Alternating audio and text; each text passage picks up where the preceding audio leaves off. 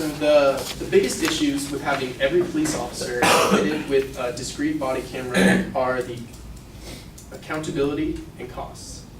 For the accountability, what I'll go through is the problems are in the policy of when to record, how long to keep the videos, and how to review the videos.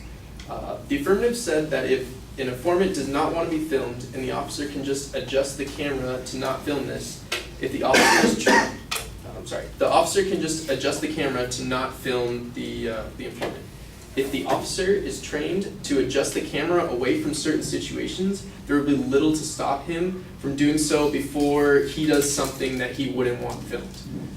And so they're literally training him to not film certain things. So while there's, like I said before, there would be nothing to stop him from doing that whenever they like. So if the footage were only reviewed when there is an issue and deleted in under 3 months, very little evidence of officers' previous conduct will be saved when an issue finally is brought to light.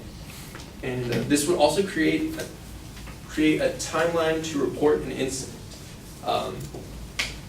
Many victims of crimes, especially those sexual in nature, aren't reported for a long time, even years, according to the AfterSilence.org. And if a crime like this was done by a police officer, which is one of the sections of the misconduct is sexual harassment, the victim would be less inclined to go back to the police to report the problem, and the incident could then go unseen for months and be deleted before the victim has the courage to report the attack. The affirmative quoted Chief of Police Ron Miller of Topeka, Kansas, has reported, we've actually had citizens come into the department to file a complaint, but afterwards, after showing the video, they literally turn and walk back out.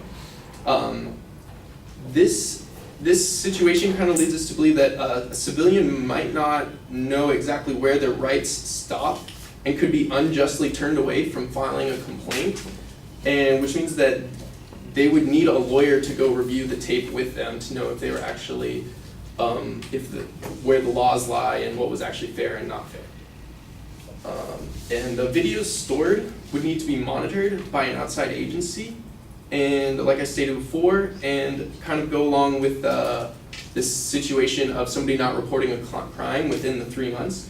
The outside agency would be created, or a new branch of another agency would need to be made. This agency would be very, very necessary in the inherent problem of self-monitoring for misconduct, and then this agency would have to be very unbiased.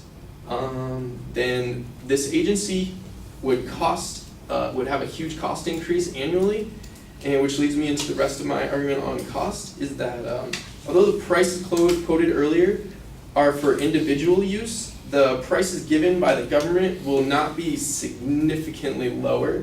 The hours, because they can only hold so much space at one time, it still costs money to run all the machines and everything. And